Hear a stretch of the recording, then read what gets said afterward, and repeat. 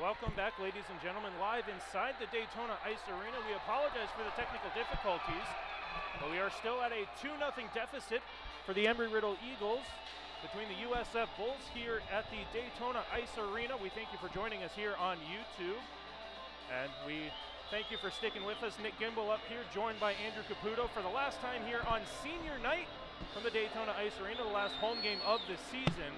And it looks like the Eagles are about to go on the power play with 16:21 left in period number 2. Just to catch up to speed, Eagles kill off a penalty. That was a big kill. It was really well done. Team really took away a lot of the passing lanes and shot lane opportunities. A nice way to start the period. Not being shorthanded, but killing off a penalty, getting some momentum, and then coming back, drawing the penalty, and seeing if we can close the gap here with this power play. The first line out here will look to make it happen. Ryan Knapp with a long shot from the far side blue line, missed the mark.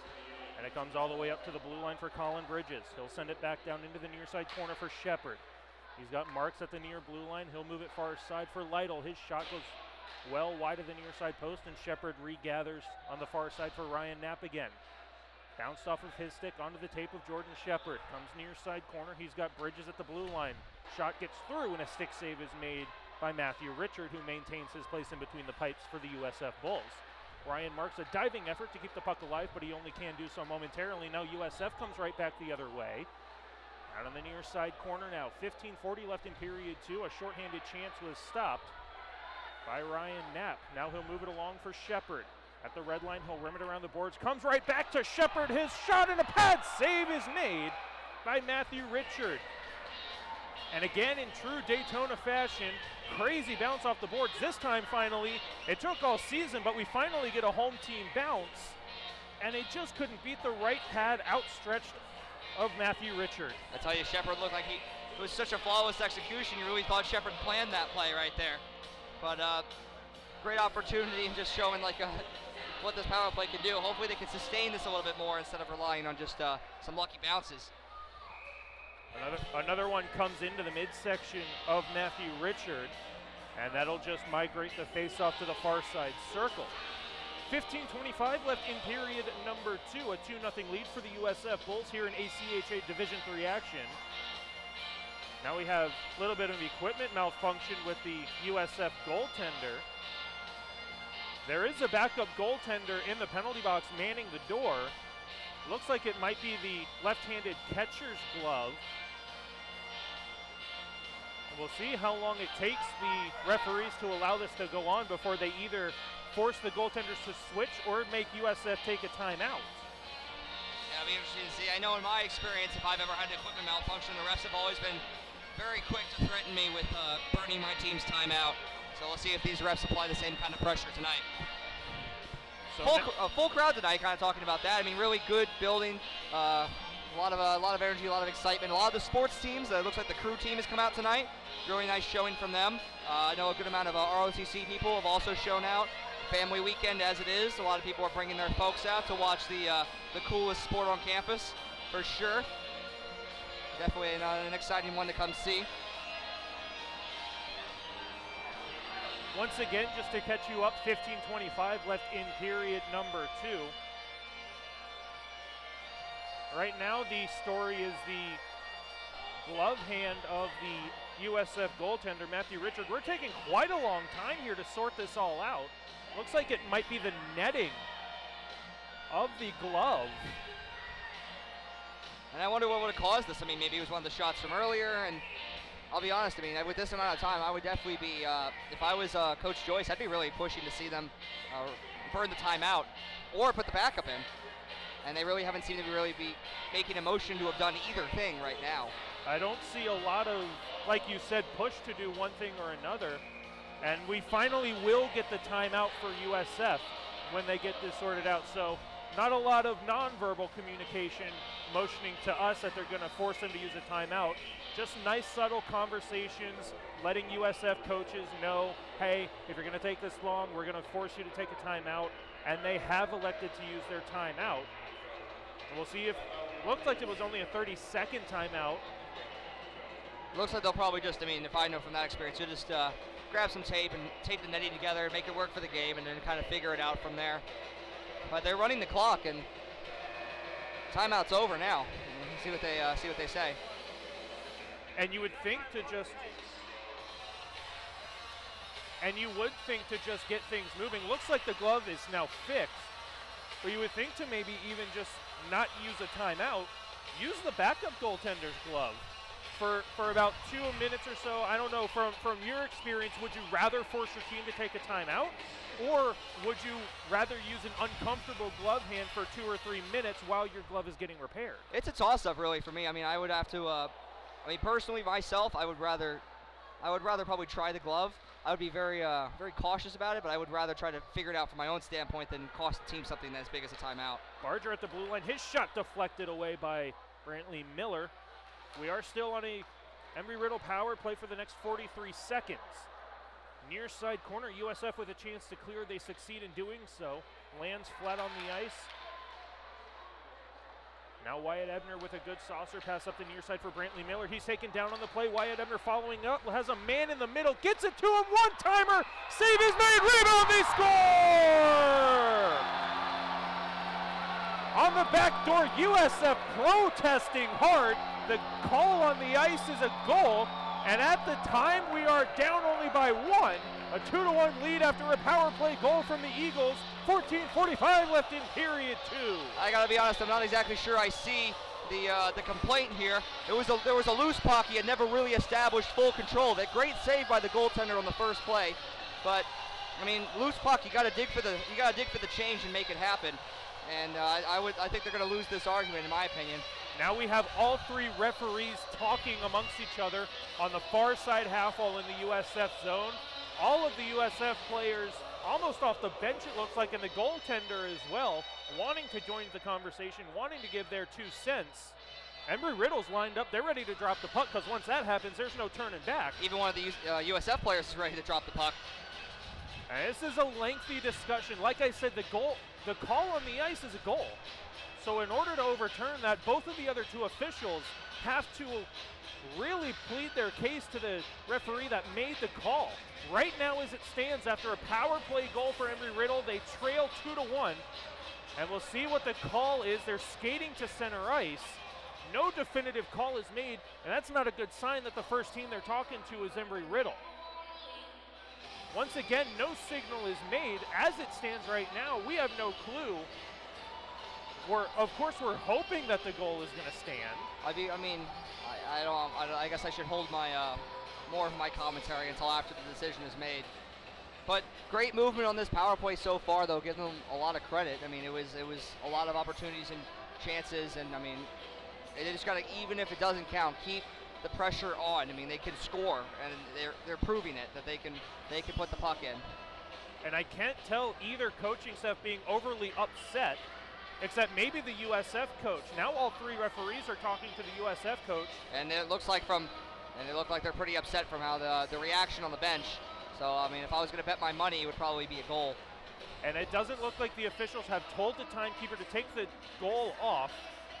And they do wave the goal off. Wow. I guess it's a good reason why I don't bet any money. So it is still a 2-0 lead for USF. That's a ridiculous call, in my opinion. Yeah, I honestly didn't see anything that would have caused this no goal. I mean, other than the referee maybe wanting to blow the whistle before. There was no possession, and the goaltender, I mean, was really, I mean, the only digging that was done was to find the puck, and he was not moved much. I got to be really honest. I as a goaltender myself, you know, those are the calls you really hope for, but no, you probably shouldn't get. Now both referees are still talking to the timekeeper. The official signal was given. We're ready to drop the puck in the Embry-Riddle offensive zone. There's still 24 seconds left of Embry-Riddle power play time. 14:45 left in period number 2. Once again, we are back to a 2-0 lead for USF. Face-off on the far side circle in the Eagles' offensive zone. Now they just got to go score again on this draw here. Curson, nice face-off win, a one-timer on a rolling shot by Barger. Didn't get anywhere, so it comes to the near side corner. And this one's deflected up to the blue line. Can Barger hang on to it? He can, but he turns it right back over to the Bulls. And they will send it up to the blue line where Embry-Riddle regroups. And not quite sure what the call an offsides, whistle is for. Looks like the whistle came from this back referee. So here's what happened. One of the Embry-Riddle players brought the puck into their own zone. Oh, well, the USF player touched it. The linesman and the referee closest to the play waved the play off as it should be. Embry-Riddle brought the puck into their own zone. The back referee, the back orange band referee, blew his whistle to signal an offsides, a call he has no business making. And the USF player, throwing his hands up in the air, wanting to know why this referee blew the whistle, gets an unsportsmanlike penalty because he threatened the official. Wow. So now 7 seconds of 5-on-3 for Embry-Riddle, and now Barger on the near side will be back to 5-on-4 in 2 seconds. Far side, back up top for Ebner. Gotta watch the player behind. Barger, one-timer deflected over to the far side. Lytle had a chance to snag it, and now USF on a shorthanded chance. They'll move it up to the near side. Pass right back into the middle, but the player peeled off. Now the Eagles come right back up. Jordan Shepard has it roll off of his stick. Still on a power play, 1:30 to go in the Eagles power play. Back behind the net, Ryan marks out the near side. A shot gets blockered down by Richard. Now David Lytle, near side corner, back behind the net. Comes back up for Marks on the near side. Back for Ebner, far side, Barger. He walks in, shot gets blocked, near side for Marks. His shot saved, rebound goes behind the net, loose on the near side, and Shepard has it below the blue paint. One-timer by Barger gets blocked away to the far side, and he has no idea how the goaltender stopped that. Now at the blue line, this is going to be a delayed offside. With 13:29 left in period 2, and one of the best offensive shifts I've seen Embry-Riddle have in the past 3 home games. That was a great shift. I mean, heartbreaking that that first power play ended without there having been a goal. It really seemed like it was a rightful goal, but I mean, great response by the Eagles. It's exactly what you want after a call that doesn't go your way. You got to just come back and you just got to score again. You got to make them not be able to deny you. 13:29, period number 2, 2-0 lead for USF. 1 minute to go in the Eagles power play. This one goes off the face mask of Alex Fowler, keeps the puck in the neutral zone under Eagles possession. Good pass to the far side for Newland, but he is unable to get the puck over the blue line before Alex Fowler goes over the blue line. So we'll have a face-off in front of the Eagles bench on the far side in the neutral zone. Good effort so far. I mean, this period's been tight. It's been hard fought and contested, and the Eagles have really done a decent job of really sticking it to USF. I mean, the power plays have certainly helped, but the effort's been there. This one's going to be cleared the length of the ice behind Jeffrey Gilbert, who hasn't had much to do in this first 8 minutes, or first 7 minutes of this period. Now Embry-Riddle giving up the puck on the power play. USF had a partial shorthanded chance. Now the Eagles will settle it down in their own zone. Good pass up for Chris Barton. He gains the USF blue line. Gets it into the middle, looking for Miller. Miller in the near side corner takes down the referee, getting the puck up to Alex Fowler. It's chipped over him, and USF has a 2-on-1. Back up the near side comes Mitchell Campbell. He'll send it into the far side, and they score. Dylan Taylor gets the backdoor pass from Mitchell Campbell. Now instead of it being a 2-1 deficit for Embry-Riddle, they had the goal turned back, and it's now a short-handed goal for USF to put them ahead 3-0. And once again, really nothing that Jeffrey Gilbert can do on that. You want to find an excuse, but it's just not going to happen on the man in the big pads back for Embry-Riddle. Gilbert's played a heck of a game, but the scoreboard unfortunately doesn't show that. It's just heartbreaking. I mean, the fact that you had a goal called back like that, I mean, it's a challenge. I mean, and it's a shame that the Eagles they got a little gypped. I mean, they have a lot of hockey left to be played, and last time we were down 3-0 in a home game against a team like this, we were able to come back and win, but not sure what the. So you might be able to shed a little light on this. Is this a new rule? USF scored on a delayed penalty on Embry-Riddle. Naturally, that gets washed out. The delayed penalty gets washed out by the goal. I'm not sure if there's a new rule, and now this one on a rifle of a shot from Tim Lynch goes over the blocker hand of Gilbert, and there's really no excuse on that one. That was a beautiful shot from Lynch. Yeah, I mean, credit a lot to Lynch. He's a great player. Like I said, as I said before, I know him personally, great guy, and that was just an absolute beauty up in the toy department. And it's a 4-0 game after about 15 seconds of play. Now we're back to 5-on-5 because the USF penalty had been eliminated because it had run out of time. And it had run out of time just in time for USF to be credited for a power play goal on their 4th goal. So we are back to 5-on-5. Everything washes out. But it is a 4-0 hole for the Eagles to try to dig out of plenty of time. 12 minutes left in the second period. Last home game of the season. You've got to empty the tank here. You've got to put everything on the line on the season right now to try to get something for your home team fans. Back behind the net, USF intercepts. They get it out into the slot. Bodies flying on the near side half wall, but it is Gilbert to hang on to the puck for a whistle with 11:49 left in period 2. Shots 26-17 in favor of Embry-Riddle.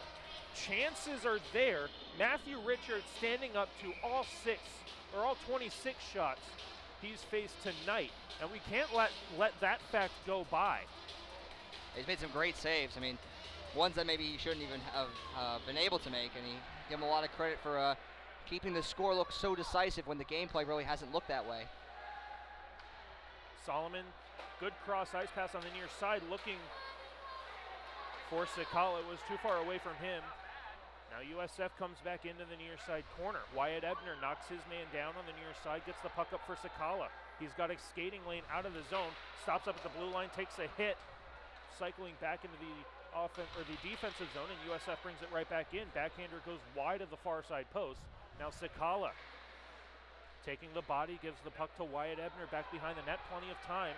Now got to be careful not to take a penalty on the near side. Players will separate as Ben Solomon comes over the blue line, sends one wide of the near post, off the end boards, comes back near side for Sakala.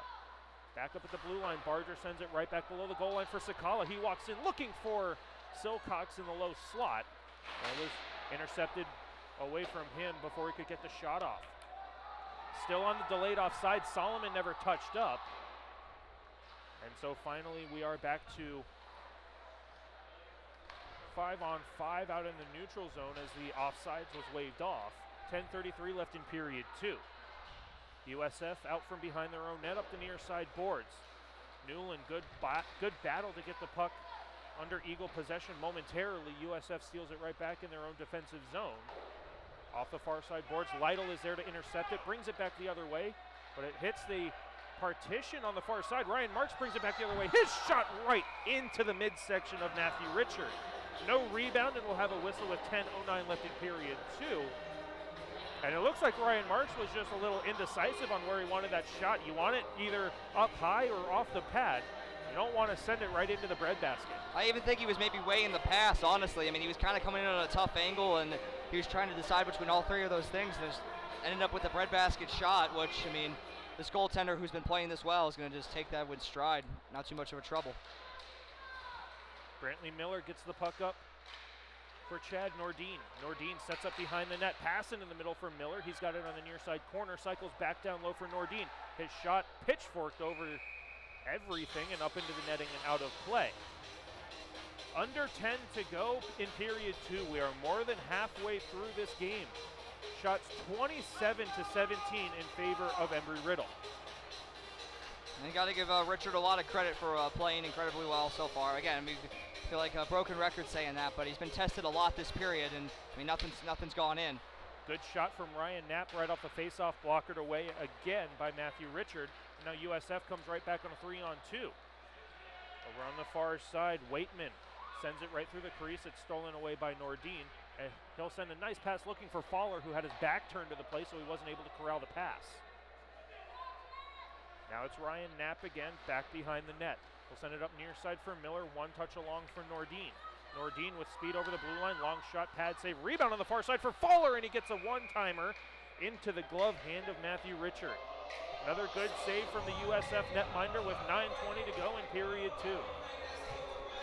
And I mean, again, it's a not bad play. I mean, Nordin comes in, takes a shot. It's an easy save, but the rebound comes out, and you get something out of it. And I mean, the Eagles have been doing this all night. It's not like this has been a bad effort.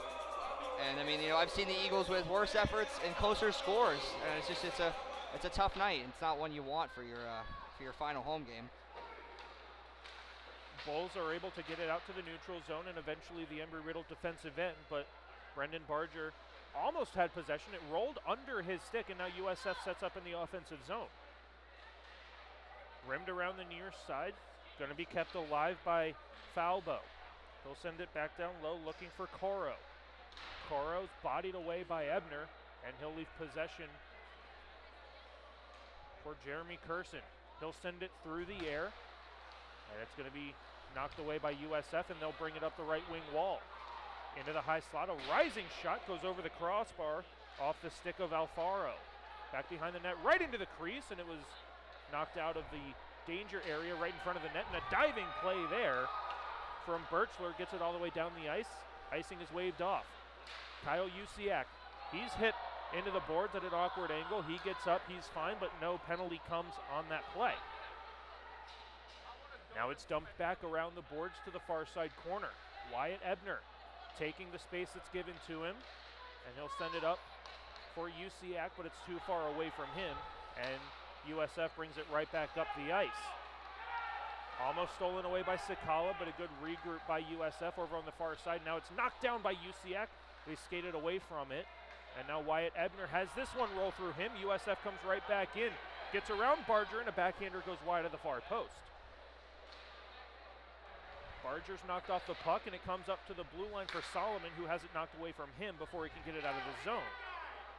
Now it's dumped into the near side corner. Ebner sends it up for Solomon and Silcox, but they just can't clear it out. And now Silcox is going to be guilty of an interference penalty, taking an unnecessary hit when the puck was nowhere near the play.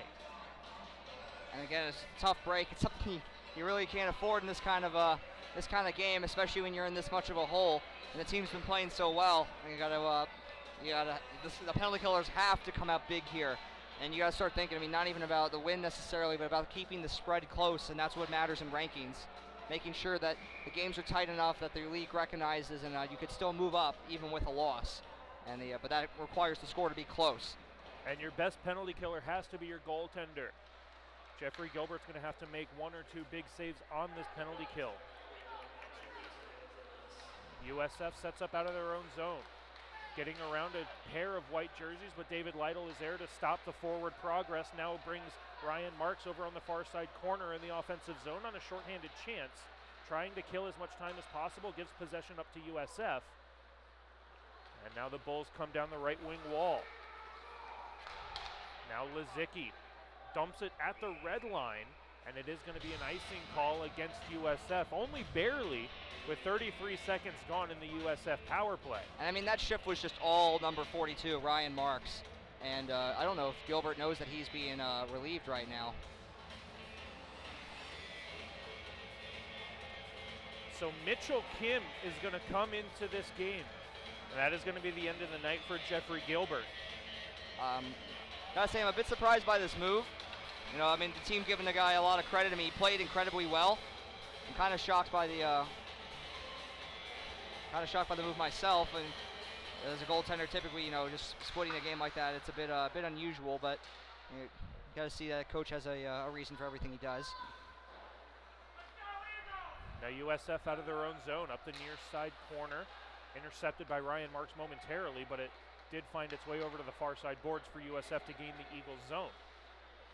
Shot on the far side, good first save from Mitchell Kim. Sicked away to the far side, and the rebound careens out to the neutral zone. 1 minute to go in the USF power play. Saucer pass finds the mark at the blue line. Good pinch up from Newland, but he can't steal the puck. USF up the near side, hit the body of Kim. Now a wraparound on the far side, pad saved by Kim. And the net has been pushed off of its pegs. 6:12 left in period 2, 47 seconds left on the Eagles penalty kill.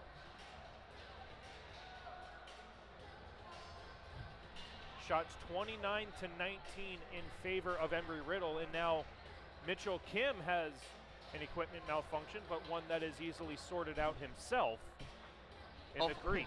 Hopefully that won't make us burn our timeout for that one. Face-off on the far side circle, Eagles defensive zone. Bulls win the face-off up to the blue line. Saucered over to the far side half wall. One touch back down into the far corner, brought back up to the blue line for Falbo. Walks along the blue line looking for a shooting angle, can't find it. Over on the far side, a slap shot, or a snapshot rather, gets blocked in front, and it's cleared the length of the ice. Matthew Richard, the goaltender for USF's, out of his crease to set up behind his own net for his defenseman. Back up the near side for Waitman. Down the right wing wall comes Waitman. Cuts right in on goal, goes through the crease, up the far side, comes up to the blue line, and a diving block is made by Nordin. This one gets rimmed over the glass and out of play with 5 seconds to go in the Eagles' penalty kill. 5:30 left in period number 2. A lot of credit, show that even though the score is 4-0, that, guys like big first-line players like Nordin are, laying the body out, blocking shots. That shows this team hasn't given up yet. It's not over, and it isn't. There's a lot of hockey left to be played. And with us, still 10 shots up, it shows that it's just a matter of time. And you have to believe that. Alex Fowler coming in over the blue line. We're back to 5-on-5. Drop pass to no one. He was looking for Nordin, but it missed the mark, and now USF comes in on a 3-on-2. Good stick there from Colin Bridges, stops the forward progress, and Nordin comes back over the blue line. Far side for Fowler, rolls off his stick before he can get a shot, finds one on a sharp angle, and it gets patted away by Richard. Back on the near side corner, Fowler bodies his man on the near side. Possession is had by the Bulls, however. Back to the far side corner. Good saucer pass near side on the stretch pass. Finds the take of Sheehan. Sheehan comes in on an offside play. 4:45 left in period 2. A 4-0 lead for the USF Bulls over the Embry-Riddle Eagles.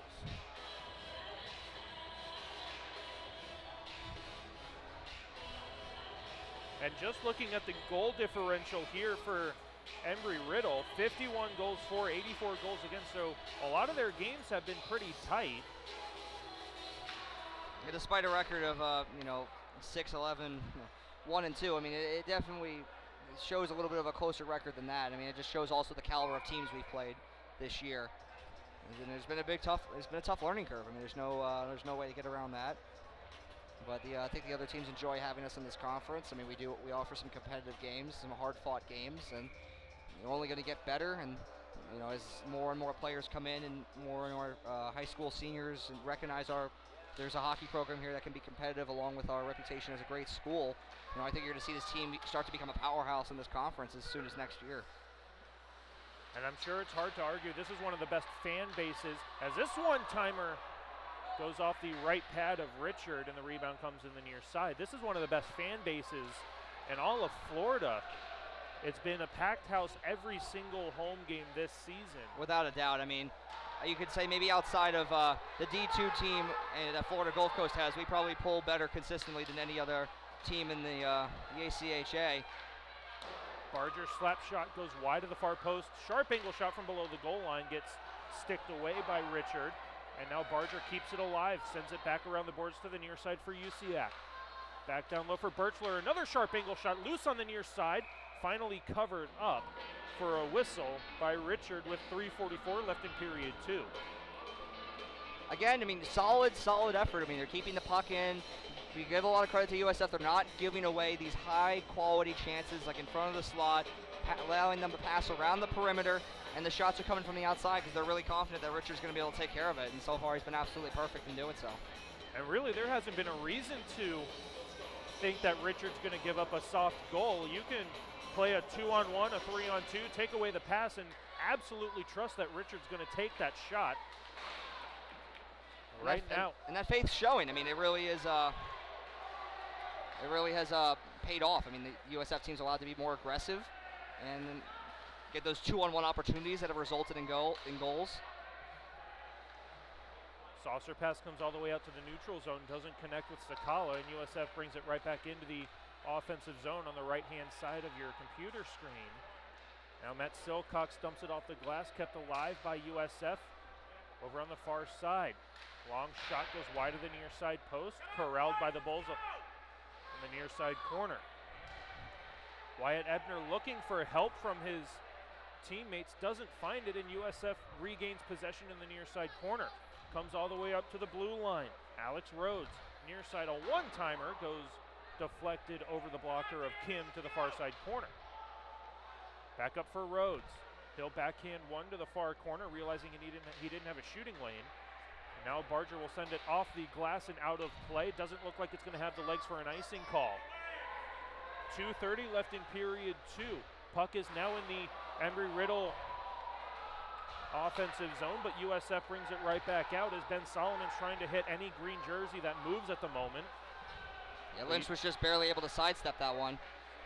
This one's going to be sent the length of the ice. Lytle's not going to be able to win the race, so it is an icing call against Embry-Riddle with 2:11 left in period number 2.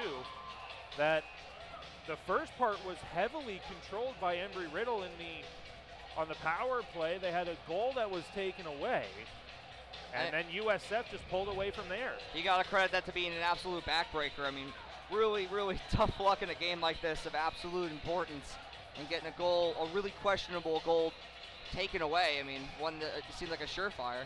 Looks like Alex Fowler's off the ice. Not exactly sure why. That's another loss, and I don't know if we talked about it on this stream, but Turner Kaufman is done for the night with an elbow-related injury. More of an update on that maybe later. Not exactly sure what happened, but losing Kaufman and Fowler at the same time is not a good sign for the Eagles right now. Brendan Barger, team captain and senior here on senior night, trying to get something going for his Eagles.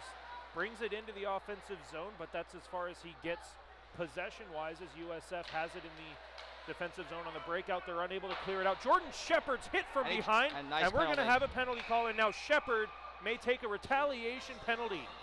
Embry-Riddle had the power play, and Shepard went back and cross-checked him down to the ice, and we'll skate 4-on-4. And that was an absolutely terrible play by Jordan Shepard. I mean, he's got to know that too. I mean, that's just not a good move at all. So it's a roughing call against number 18, Nick Walters, for USF, and a slashing penalty against Jordan Shepard for Embry-Riddle. So with 1:33 left in period 2, we'll skate 4-on-4. Faceoff will be in the Embry-Riddle offensive zone still. So we'll see if they can make anything come from the offensive zone faceoff. Chad Nordine is the man at task to try to win the faceoff for Embry-Riddle. Brantley Miller with a shot that goes off the leg of one of the USF players. Nordine almost taking a check from behind penalty, but they're going to say the officials are going to say he did so legally. Now Nordine again, left it on the far side corner. Good body from Brantley Miller on the far side. Beautiful collision over there. Delayed offsides is going to be called. Now Brantley Miller again. Got to be careful not to take another call. Now we've got something brewing on the far side. And I got to assume that both players are going to go for this again. And, I mean, two solid, great hits. I mean, that last one I wasn't 100% sure, but it looked like he had leaned in, committed to that hit before the whistle had blown. Wasn't like it was a late intent, and a little bit of extracurriculars afterwards. If they're going to call it, call them both. You know, no harm, no foul. I see there, but I mean, you know, looking to Miller for two good hits, really energized this crowd. It's been relatively quiet since the 2 goals were scored. And more importantly, energize the bench, really get the guys moving. You know, a big guy throwing big hits. I mean, that's what you watch the game for. I mean, that's just some great stuff, and it's got to, hype the boys up on the bench for sure. So throughout the season, when there's already coincidental minors playing 4-on-4, if there's another set of coincidental minors, it usually doesn't take the on-ice strength down to 3-on-3. Almost looked like that's what was going to happen. The 2 minutes went up on each side. But we are going to stay 4-on-4, and luckily we're going to stay status quo. With the backup goalie in the penalty box, it looks awfully crowded there for USF. The Bulls back behind their own net off the face-off win, trying to get away from the forecheck pressure of Kyle Usiak. They do so nicely. Out comes Lazicki, right in, save is made by Kim, loose puck at the top of the crease. And with 46 seconds left in period 2, we'll have a face-off in the Embry-Riddle zone.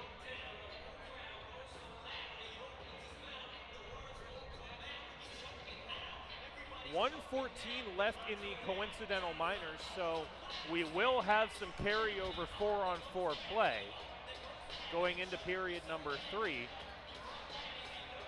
Right now, Embry-Riddle's got to get something on the board here. They want to have the best fighting chance possible coming into period number 3. I mean, continuing to hit this team is really the key, because I mean, we are going to see them tomorrow, and it is an ever important game. So you know, the toll that we take tonight. You know, I mean, these games aren't completely separate from each other. Ryan Knapp sends a backhander wide of the near side post. Goes far side corner for Ryan Marks. 14 seconds to go in the period. Ryan Marks, backhand saucer to the near side for Knapp. He is unable to hold it at the blue line. Keeps it away from the USF forechecker. So now with 3 seconds to go, that's going to be the end of period number 2. So as you said, Andrew, that goal that was turned over for Embry-Riddle, that would have been a 2-1 game. Still in favor of USF, I will add, but it would have been just a 1-goal deficit. And now just a couple of seconds after that goal was turned over, USF was able to tack on another pair of goals. And now we have the goal change for Embry-Riddle. Mitchell Kim in between the pipes. So just a huge momentum switch between these two teams after what would have been something a surefire fire starter for this home crowd. I mean, to have kept a tight 2-1 game against this team with that much time left in the game, I mean, it's a whole other game. I mean, it really is, and it's a real shame that, you know, that changed the game. You know, I can't say it, you know, cost the game, but it changed it in a way that was definitely not favorable to us. We will be back for the start of period number 3 here on YouTube. Stick around for period number 3. USF leads Embry-Riddle by a score of 4-0.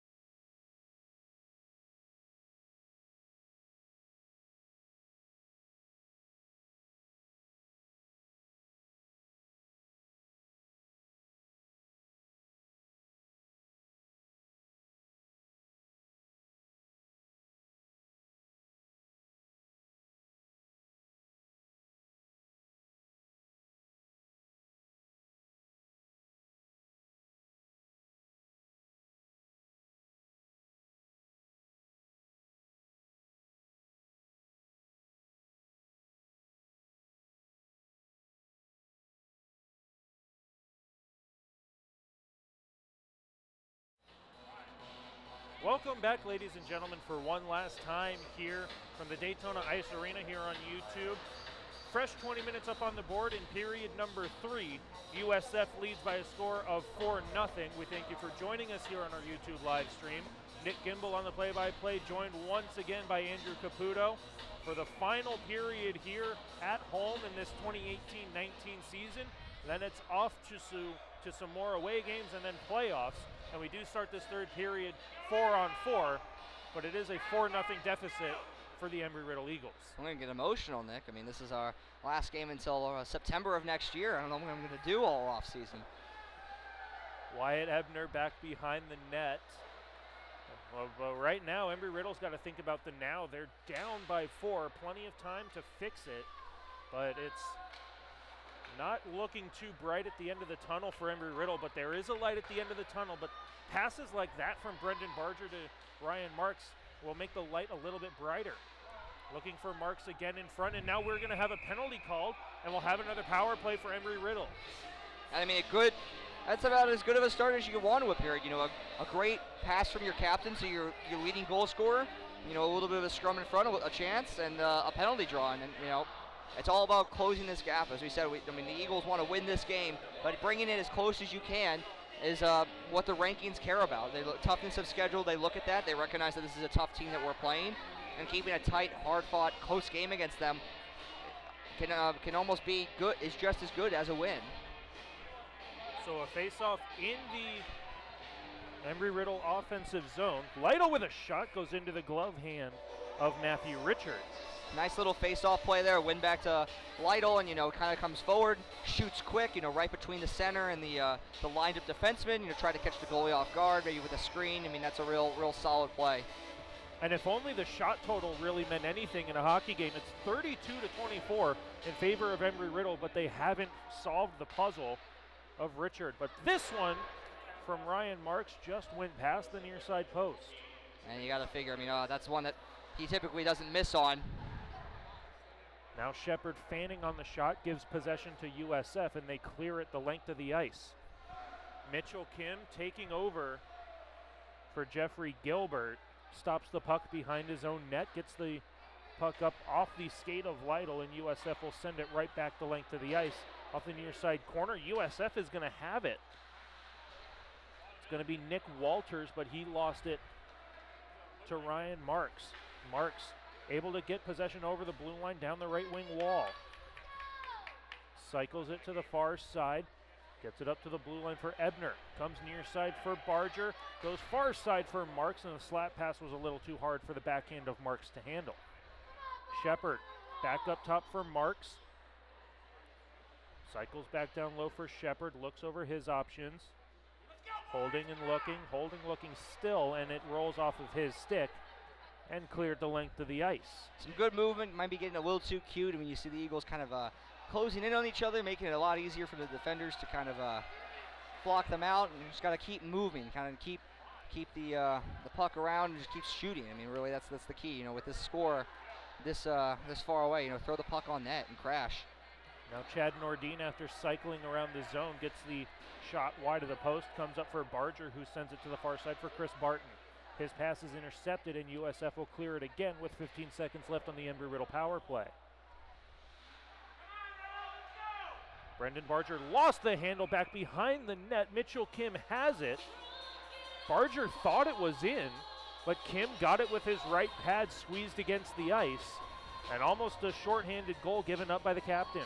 A little senior night bailout right there, and may or may not have crossed the line. You know, Mitch does a good job of making sure the ref can't tell either way. Good save there. And on a play that nobody was expecting really to even happen at all. Off the face-off, Newland gets it all the way down the ice, but a little bit too hard, and it is an icing call against Embry-Riddle. 2 seconds to go on the Eagles' power play. That hasn't had much traction. It started off not too bad. I mean, there was some decent movement, but not a lot of shots, not a lot of good opportunities, and then it just kind of faded and started becoming opportunities against the Eagles even. They got to be really careful, keep cleaning that play up. And remember that the score still does matter. Pass comes into the middle, 2-on-0, and a save by Kim. Rebound loose at the top of the paint, and it gets careened out to the near side blue line, and another save is made by the pads of Kim. Now Chris Barton has it on the near side. USF players wanting a call. Alex Faller's now taken down on the play. Everyone's going to separate, and now we're going to have a penalty called by the far referee. The referee watching the play was not going to call a penalty. The referee that was ahead of the play, looking at the stuff behind, makes the roughing call on Alex Faller. And I guess that's kind of just kind of how the night's been going, really. I mean, I didn't really see anything back there that was really of noteworthy, really, because the play had been moved on, and the extracurriculars would have broken up if they had just let it go. But the refs insist on making this a little bit harder for the Eagles. And right off the face-off, they are able to clear it out. Embry-Riddle is 16:50 to go in period number 3, but they are on the penalty kill. USF climbing the shot totals up to 25 against Embry-Riddle's 32. Now Colin Bridges on the far side corner, rims it all the way around, and it does deflect out into the neutral zone. And USF sets up out of their own end. They'll turn the puck over to Jeremy Curson, who gives it right back to USF in the neutral zone, and the Bulls bring it into offensive territory. Back up at the blue line, a one-timer gets through. Routine save is made by the fastest chest in the league of Mitchell Kim. It's actually a proven fact, too, so we're really glad we have that on our side. 1 minute and 20 seconds left in the Eagles' penalty kill. And a face-off on the near side circle in the Eagles' defensive zone. Good face-off win by Embry-Riddle, but they're unable to clear the zone. Falbo at the top of the blue line. This one gets deflected. Pad save by Kim. Loose behind of Kim, and he's able to pounce on the rebound. Referee lost sight of it just long enough for Kim to get the whistle. And that was close for sure. Almost put in off of the defender, and Kim was almost going to put it in himself too, but luckily neither of those things happened, and the score still stays the same. Now there's still 1:10 left on this penalty kill for us. It was a close call already. 16:05 left in period number 3, a 4-0 lead for USF. Once again, the final home game here, the 2018-19 season here on senior night. Eagles trail 4-0. Top of the slot, a quick shot, didn't miss by much, hit a stanchion back behind the net, and the rebound comes all the way up to the blue line. Another one-timer from the blue line, a rainbow shot goes over and outstretched Ben Solomon, and it does come into the glove hand of Mitchell Kim. 47 seconds to go in the Eagles penalty kill, 15:42 left in period 3. Face off on the near side circle, blocker hand side of Mitchell Kim.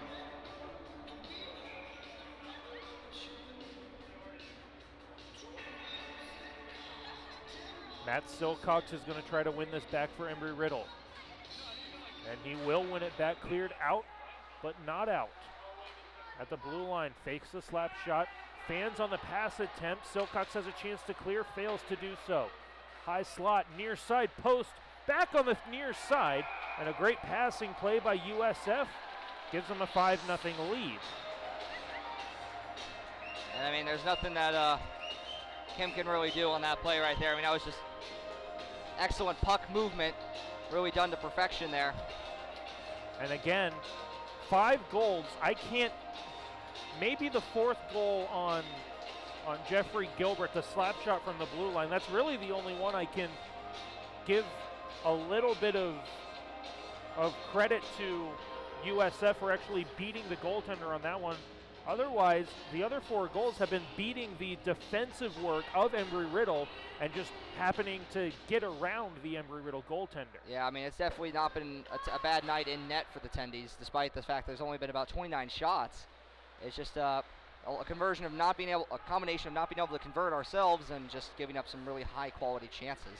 So another power play goal for USF brings their lead 5-0. And the Bulls are not done. They keep charging into the offensive zone. Far side corner, Chris Barton steals it back to the far side boards for Ryan Marks. He'll take ice over the blue line, and eventually the Bulls defensive zone, but it's given right back to USF. At the blue line, Newland keeps him out into the neutral zone only momentarily as it's brought back in onside. One-timer is blocked away by the stick of Ryan Marks. This one sent in the air, glove down by Lytle. He's going to work 1-on-2 down the right wing wall. Tries to force his way to the net, has no support, falls down back behind the net, and possession is had by USF out of their own zone. 14.5 to go in period 3, a 5-0 lead for USF. Alex Rhodes dumps it into the low slot over the stick of Ryan Knapp, and it goes to the far side corner. Played up to the blue line by USF, and they have to corral it in the neutral zone. Settled down by Nelson. He'll move it far side for Coro. Back behind for Nelson. And he will skate it out through the neutral zone over the blue line down the left wing wall. Strong pass to the far side half wall for Sheehan. Sheehan gets it up to the blue line one more time for DePaulo. His shot goes wide of the near side post, and it will be sent over the glass and out of play.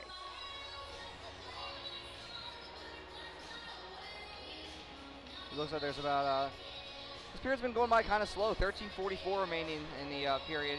USF still up 5-0.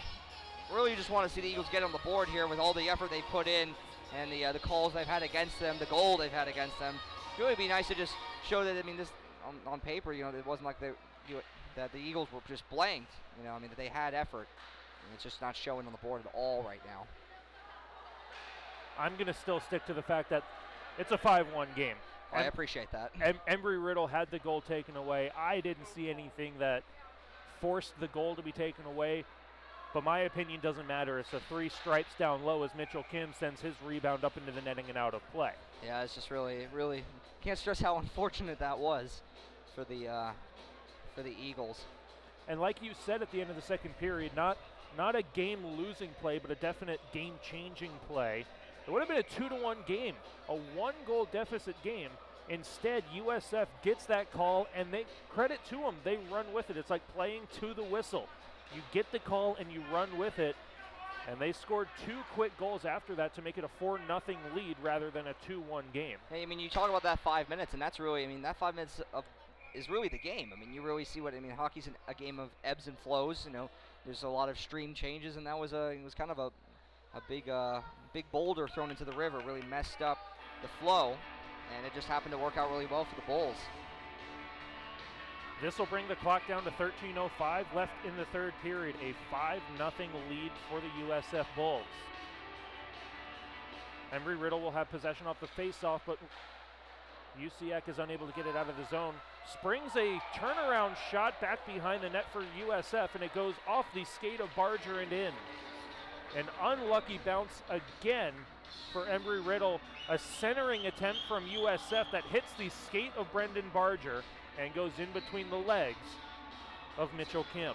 And again, I mean, that as if we can't mention how unlucky we've been tonight. It just continues to add to it, and this game just continues to get further and further out of reach. And a game that really was, I mean, the shots are still ahead in shots, which again is unbelievable for how the score has shaped out to be. And once again, another goal that we really can't say, Mitch, you need to be better in goal. No, not at all. I mean, that's really, I mean, that's not you know, you can't really blame Mitch at all for that one. I mean, he's been playing well, made some great saves. The puck's he's been tracking well. I mean, coming in cold's tough, and our goaltender seems to usually do exceptionally well at that.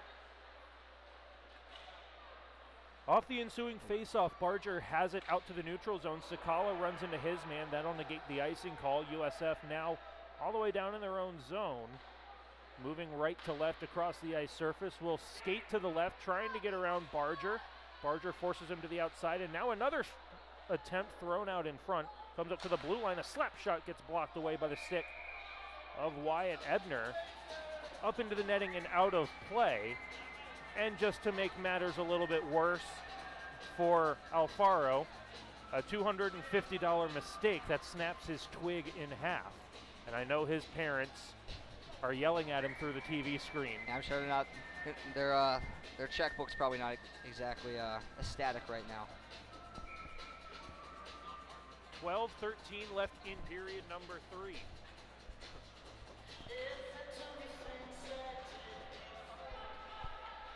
At the blue line, this one goes blocked away by Shepard, and Ryan Marks will bring it back the other way. Marks, good move around his man. A backhander goes wide of the near side post. Chris Barton steps up but can't keep the puck in the offensive zone. Nick Walters into the middle, and a stick save had to be made by Kim. Good body on the far side by David Lytle, steals the puck away. He's hooked from behind, and that is going to be a call against USF. Looks like the official call is going to be a high stick against number 22, the captain, Kenny Waitman. At this point, you got to look to ruin the shutout. I mean, this is still, the spread has to be, in the ACHA spread is 5 goals. So being right outside the 5-goal spread, 2 goals are needed to get this back within the spread and still help the Eagles in the standings. So, that's what they have to look at this point. You have to look at just chipping away, getting as much as you can, making this as miserable for the Bulls as you can, because, there's still 2 more games against this team. And if they're not going to go away, and we want to let them know that we're not either. 11:48 left in period number 3. It is a touchdown lead for USF here on Super Bowl weekend. Extra point has not been had yet, and Mitchell Kim's going to do everything he can to keep the extra point out of the net. But it is a power play in the works for Embry-Riddle right now. Ryan Marks wins a faceoff back to Lytle. He'll drop it for Ryan Knapp, who rims it around the boards to the near side corner for Shepard, who lets it go past him over on the far side for Ryan Marks one more time. Up top for Bridges, near side for Knapp, rolls through his stick, and he's forced to rim it around the boards again as the crowd starts to get into this third period, and it's backhanded up and out of the zone by USF. No icing as the Bulls are shorthanded, and Ryan Knapp sets up behind his net. He's got Bridges on his left, gets it up for Shepard, who turns the puck over in the high slot. USF will retreat out of the zone and hold possession in their defensive end, trying to kill time. Bouncing pass is settled down by Taylor. Taylor working one-on-one against Bridges. Bridges, great defensive posture. He's tripped down on the play, and that's going to be a penalty against USF. Mitchell Kim's going to head to the players' bench. Give up possession now, really keep the 5-on-3. Ryan Marks back behind the net, throws it out in front. Brendan Barger was there. Now possession had by USF. Alex Rhodes had no clue there was a delayed penalty. He was off to the races thinking he had a shorthanded breakaway. But he looked up, saw the empty net, heard the whistle, and doubled on back. So 56 seconds of 5-on-3 play. And this is big. Again, coming back to this, these are, when a USF type team gets these chances, they don't miss. And, the Eagles have to show that in these kind of chances that they're not going to miss either.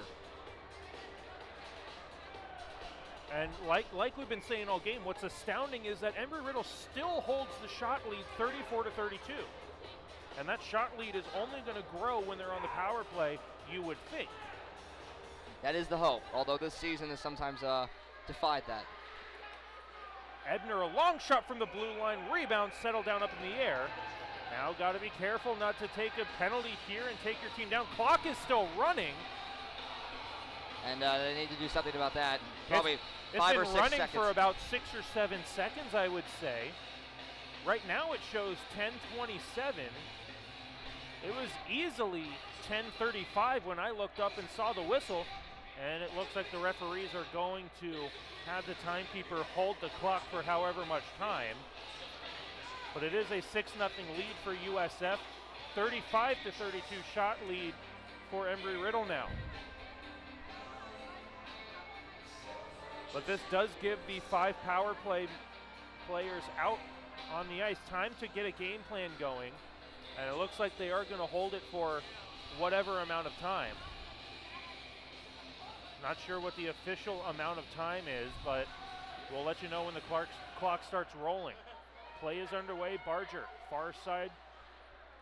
He's got it for Nordin. And the clock is moving again. Nordin, shot gets through, back behind the net. It hits as it didn't make it on goal. Now Brantley Miller on the near side, dealing with hard forecheck pressure from USF on a 5-on-3. You don't see that very often. And you gotta have 5 guys out there. You have to have 2 guys on the puck at all times. One guy can't pin one of the guys. Brendan Barger walks up from the far side wall, comes below the goal line to the near side corner, throws it off the boards, gets to the blue line for Ebner. Ebner, now we're back to 5-on-4. Ebner, far side Nordin, his shot gets through but doesn't make it on goal. Brantley Miller walks up from the corner, another delayed penalty on USF. Wyatt Ebner sends it down low for Miller, now it's 6-on-4. And you got to figure, just give up the puck, really. This one rolls through the crease, pad save is made, and now Alex Faller gives a healthy whack to the glove hand of Matthew Richard. USF doesn't like that, but they've already got a penalty coming against them, so there's nothing they can really do to Alex Faller without taking a third penalty. And again, once again, 5-on-3 opportunity. I mean, give credit to USF. I mean, the Eagles were kind of slow in moving the puck around, and the USF pinned Eagles multiple times on a 5-on-3, which really shouldn't happen. Puck should be able to move enough that you can't pin somebody in that scenario. But I mean, they are number 3 in the South for a reason, and they're doing well. And well, this penalty kill is probably a good part of it. So 47 seconds left on 5-on-3 play again. And credit to USF, great defensive play. They've seen 35 shots. They've stopped all 35 shots. Great defensive team effort. And now another 5-on-3 that the Bulls have to kill. This one's turned over by Barger and sent right back below the goal line where Kim will set up for Wyatt Ebner. Embry-Riddle's going to have to come out of their own zone on the power play. 20 seconds to go on 5-on-3 play. Ebner down the right wing wall. Centering pass, shot, he scores! Jack Birchler gets the pass in front from Wyatt Ebner, and it's a 6-1 deficit now after a power play goal from Jack Birchler. And I mean, you know, even though it's a 6-1 game, this place is electric. The people remaining here, I mean, it really is awesome.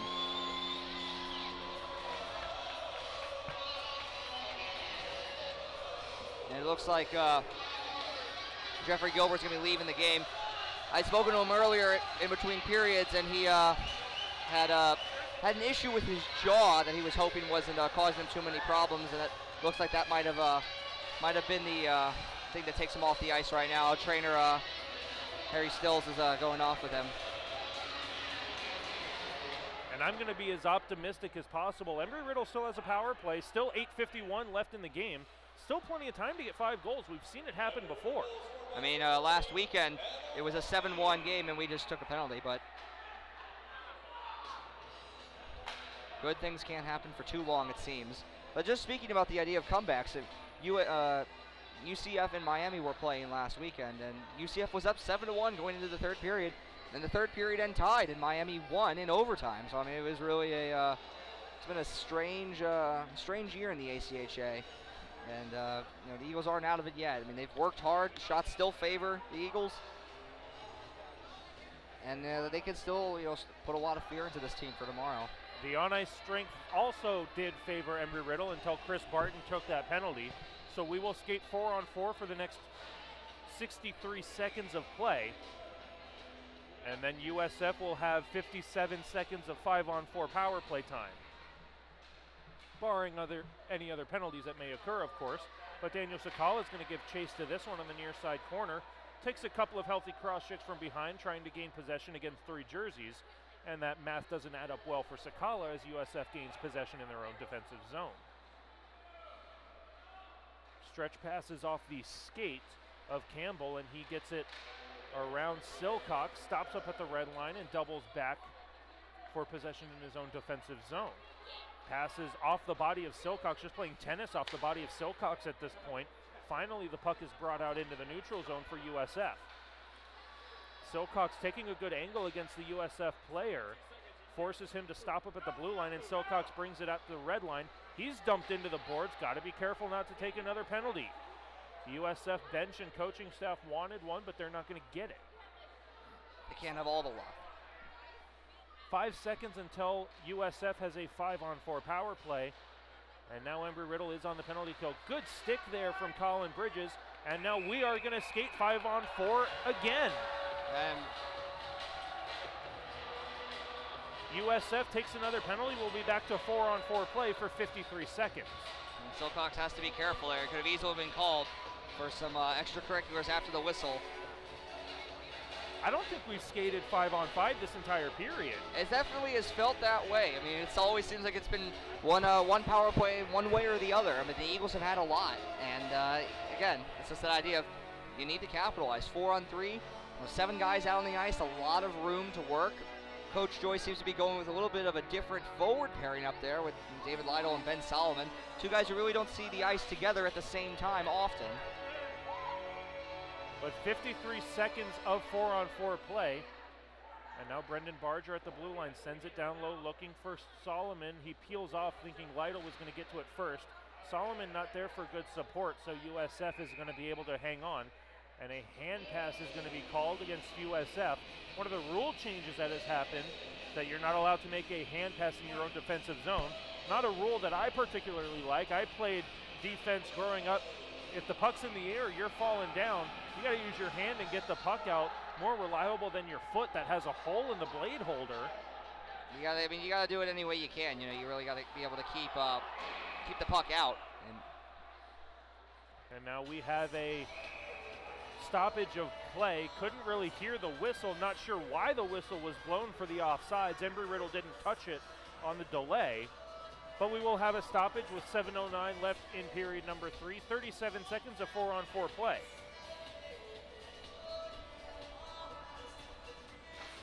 Lytle tries to push the faceoff forward for Solomon. He does so, but Solomon had the puck roll off of his stick, and USF brings it right back out in Waitman. Waitman working against Wyatt Ebner. Waitman battling hard to keep possession for USF. He's run into and tackles a man, and we've got a scuffle down on the near side circle. That's Ben Solomon who takes down the USF captain.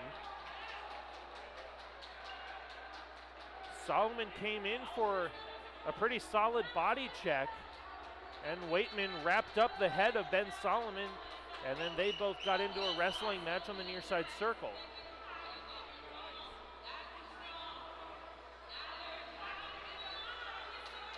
The USF penalty box door is open. At first, Solomon wasn't being escorted, but now it looks like he will be.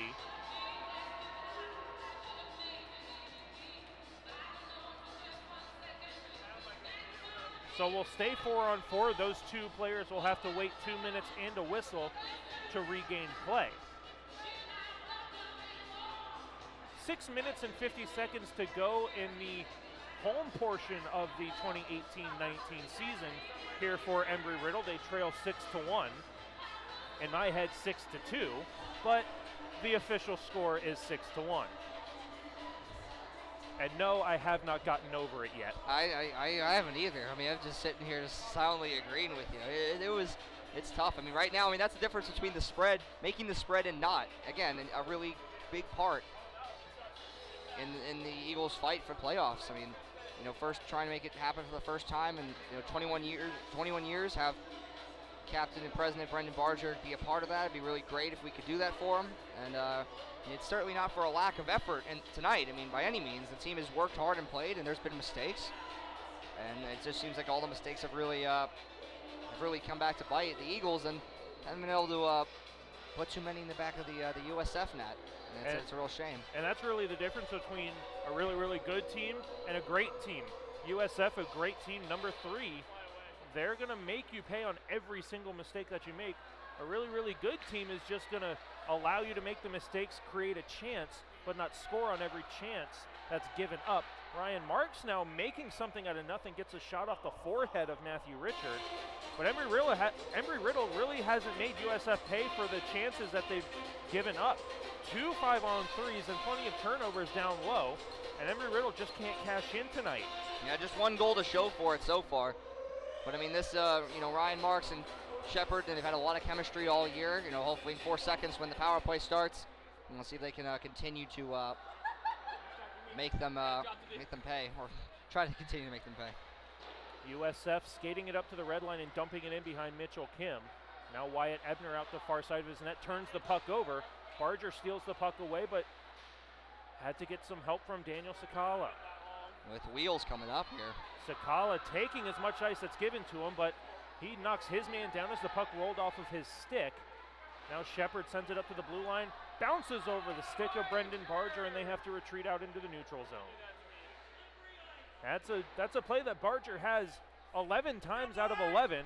That's just the 12th time, really. He just a rolling puck that just bounces over his stick. That's the. If I'm going to pass the puck up to the blue line, I want to give it to Barger. Absolutely, and I mean he's just been a little snake bitten tonight. He's had some good chances. He had that slap shot that almost went in. Great save by Richard for sure. But you know he's had a tough senior night. I mean, and it's very rare for that to happen. And a tough game by his standards is still a good game, but it's just not a superb game as always. Now Ian Roach comes in for USF, battling hard against Barger. Barger knocks him down and gets some help on the near side from Silcox. Excuse me, that's Ebner. That's a 14, not a 41. Now back up at the blue line for Nelson on a shorthanded chance. We are back to 5-on-5 play now as USF regains full strength.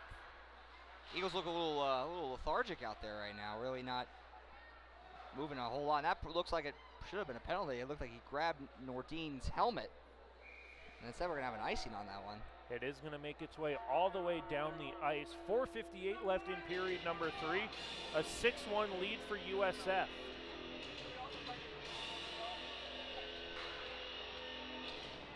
I mean, 4:58, still a lot of time to make things happen in this game. I mean, still time to easily, put in a goal or 2 or 3 and really, put the pressure on USF and show them that, the game tomorrow is going to mean just as much. You're going to have to work just as hard, and we're not going to go quietly. USF having possession in the offensive zone. They move it to the near side corner. Jordan Shepard takes a body trying to move it up for Embry Riddle. He has the puck stolen away, and USF will just dump it into the far side corner. Brendan Barger battling hard. He's wrapped up from behind, and that's going to be a penalty against USF. And it was good while it lasted, the 5-on-5 play, and Embry Riddle's going to have another power play chance with 4:34 left in the final frame. I should have taken a picture. It was so short, try to cherish it more. Take a picture, it'll last longer. And it looks like half of the game left will be at least a 5-on-4 scenario, unless the Eagles can score and end the power play. It's been something they've struggled to do tonight. Eagles want the face-off on the far side circle, but it's going to be moved on the near side. Chad Nordin really wanted to take the face-off on the left side, but he's going to be forced to take it on the right wing hash. You want to win that back to a Knapp to see if he can get a little bit of a slap shot. He's got a bit more power than Bridges does on that 1T. He's trying to force that pass there. Alex Fowler trying to force the pass through the middle, has the puck intercepted, and USF sends it the length of the ice to the far side corner. Colin Bridges stops up behind Mitchell Kim, and now Alex Fowler with possession out the far side of the net. Gaining speed to the neutral zone. Cuts right through the 4 defenders. Shot gets blocked up into the high slot.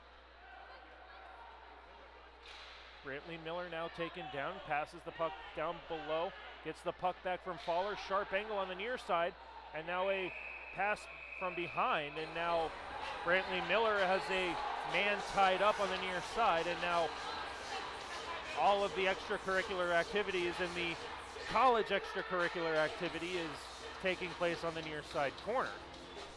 You certainly, this game was not going to end quietly, that's for sure, and this team, the Eagles love to get physical and play hard, and USF is responding in kind. They're not afraid to throw punches and shove just like we aren't. It looks like both these guys, their nights will end. But again, that's another scenario where frustration just sets in. Embry Riddle had the power play. It looked like both referees' hands went up. Not sure if it was going to be called goaltender interference on Nordin or if it was going to be against the USF player that pushed Nordin from behind into the USF goaltender. We may never know. It'd be a hard sell to really call Nordin on that one. Don't think he really could have done anything at all. Wondering what's going to happen. Even just this season, I've seen a goal from the defensive zone go in, so we'll see what's going to happen here. Weirder things have happened, but with 3:53 left in period number 3, and now Mitchell Kim raising his glove up to the USF goaltender, maybe wanting to play a little bit of passing end to end. You just saw him. He looks like he's, wow. No, that was a tough rejection right there from Richardson, man. Excuse me, really just totally burning Kim there. It's looking like he wanted to have some fun. Even Alex Fowler's coming over to comfort Kim because he just it was a tough go there. And with Valentine's Day coming up and everything, that's not the kind of luck that Kim wants. Now the referee's just going to jump in and take all the fun away. And it looks like all the penalties are either 10-minute misconducts or matching 5-minute majors, because nothing has gone up on the board. No one's in the penalty box to serve any minor penalties. So we will stay 5-on-4 power play for Embry-Riddle. Don't know what happened to the penalty of, cross-checking Nordine into the goalie, but I guess we're just going to pretend that that didn't happen, or I don't know, I'm not sure. And USF is able to get it all the way down into the Riddle defensive zone. Barton will send it near side for Newland. Good one-touch into the middle for Curson. Jeremy Curson down the right wing wall with 3:40 to go in the game. Down low for Birchler. He's got the lone goal for Embry-Riddle on paper at least. And we're sticking to that. Back up at the blue line. Embry-Riddle unable to keep it alive, but they will dump it in on the delayed offsides. Curson touches up and supplies forecheck pressure. And he has the puck stolen for Birchler. Had a man up at the blue line in Newland, but he decides to go to the far corner for Usiak. Usiak takes a tumble on the far side. Good support from Birchler. Gets the puck up for Barton. His shot gets deflected wide to the far side. Kareem's up to the near side blue line. Second shot from Newland gets through, but it's patted down by Richard. Birchler back up top for Newland. Slap shot on a stutter step. Didn't get much wood on it, and it's blocked in front. Never made it to the goal. And now USF comes out one-on-one on a shorthanded chance. Looking for a centering pass, but it goes off the stick of Chris Barton. And now everybody seems to be separating out at the near side corner as USF has possession. They clear the puck the length of the ice before we go back to 5-on-5. We are back at full strength with 2:30 left in period number 3 as Chris Barton brings it down the right wing wall into the offensive zone. Cycles up for Ryan Marks. His shot gets blockered away by Richard, who lost sight of it, but he had good rebound control to send it to the far side. And now a turnaround shot by Shepard goes right into the logo of Matthew Richard. I gotta say, it's been a good amount of time since USF's registered a shot, and I mean, credit the fact that the team has played well. I mean, 32 shots to 41 still. I mean, the scoreboard hasn't reflected that all night at all, but I mean, it's been a good game, and it's hard to say that in a 6-1 game, really, that it's been a good game by both teams. At the blue line, Wyatt Ebner keeps it at the blue line. Ryan Marks continues it down farther into the zone. Gets it to David Lytle back below the goal line, trying to force it down low for Shepard. Can't find the mark, so Lytle has to skate it up the boards. Cycles it in towards the slot, and the puck gets deflected to Shepard down in the near side corner. One-timer by Marks. Glove save is made by Richard. 1:45 to go in the home season. David Lytle back below the goal line. Goes to the far side corner, gets it up for Brendan Barger. His shot gets blocked in front, and USF brings it over the blue line. Good toe drag gets around Barger. A stuff attempt and a pad save is made by Kim. His first shot he's seen in a while. Ryan Marks now down the right wing. His shot blocker save is made by Richard. Back up for Lytle. Far side blue line. Save is made by the left pad of Richard again. Shot total climbing for Embry-Riddle, but they just can't get it past the netminder. Wyatt Ebner up for Shepard at the red line. He'll send it the length of the ice. No icing. Play continues with 60 seconds to go in period 3. Off the near boards, deflected down the ice. Icing is going to be waved off. Now it's Matt Silcock stumbling back behind the net, but not before he gets the puck up to the near side blue line for Ebner, who sends it the length of the ice. 43 seconds to go. USF stops up behind the net, looking over their passing options. It looks like they're just going to wait for Sakala to force him out of the net. They're going to kill the last 30 seconds off, or at least try to. Now Solomon's going to take a tumble, giving hard forecheck pressure. And now USF comes all the way down into the Embry-Riddle zone. Pass is intercepted by Silcox. Now Solomon dumps his man in front of the Embry-Riddle bench with 12 seconds to go. And now Solomon is speared in front of the Riddle bench. They're going to call a slashing penalty. Solomon down on all fours. Gets the penalty call, but too little too late with 9.5 to go in the game. Didn't even see the spear myself, but I mean, if that's what it was, and Solomon certainly responded that way. mean, that's typically like not that it matters now. I mean, the spear is typically a 5-minute major, and sometimes even an ejection if that's what they're calling it. But I don't know if they're going to kick up that much fuss with this much time left. I think I saw the official signal a slashing penalty. So yeah, I mean, that seems to be probably what. I mean, he's staying in the box only, so I imagine it's probably nothing more than that. But we'll see if Embry-Riddle can snag one more goal here and make it a 4-goal deficit rather than 5.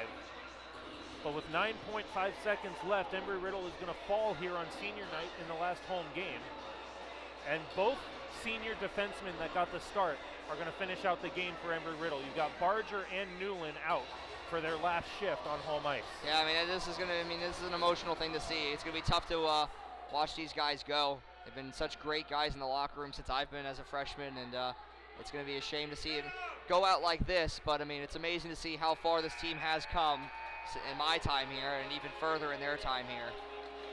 And you know, you got to hope that moving forward, that games against this team will be even closer. And Brendan Barger going over and snagging his last home game puck. But at the end of regulation, it is a 6-1 victory for USF. The last time we'll see you guys here on YouTube all season.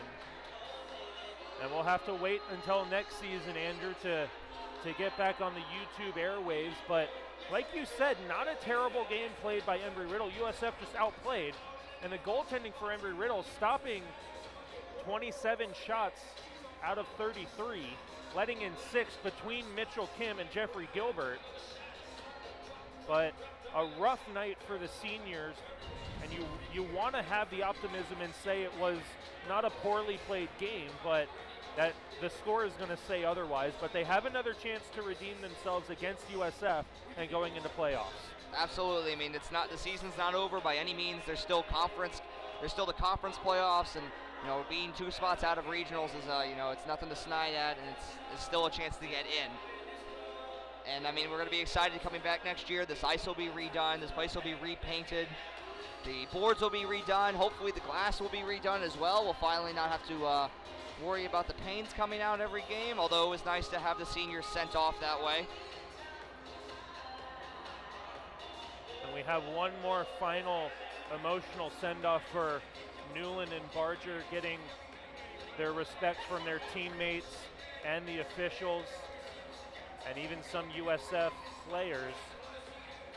But for one final time, signing off here for Andrew Caputo, I'm Nick Gimbel. We thank you for joining us all season long here on the Embry-Riddle YouTube live stream. And we will be back next season. The schedule should be coming out soon. I was talking with a few of the Embry-Riddle staff members, hoping to get that schedule out. Yeah, it's going to be exciting. I mean, I can give you a little sneak peek. It's going to be a lot of the same teams as this year, but a few new faces. We are expecting University of South Carolina to be coming down and joining us for a few games. Coastal Carolina will also be coming down for some fun, and Florida Atlantic will be making their way up, along with the re-debut of Lynn. And a few other familiar faces. Possibly Georgia Tech might make their way down too, so it'll be exciting. And I'm not sure if you know, we had that tournament earlier in the year with Clemson, FSU, and UF visiting here. Not sure if that's going to happen again, but a spectacular event that was held by Embry-Riddle, and we hope that's going to happen again. Yeah, I mean, so it's scheduled. So far, everything seems to be going as planned. Clemson actually is not coming back again for it, though, but we are there is a few other teams that have some interest in coming, so that last slot should be filled. But UF and FSU are both excited to come back and play some competitive hockey, and we hope to give it to them again. Well, Andrew, thank you so much for being with me all season, and we thank all of you listening in and watching at home for tuning in, and we hope to see you next season. If we're not going to see you on the airwaves next season, make it out to a game. It's a spectacular atmosphere, and realistically, we don't want to see you watching here on YouTube. We want to see you out at the games here at the Daytona Ice Arena, the revamped Daytona Ice Arena. That's going to happen next season. And once again, we thank you for tuning in, and we'll see you next season.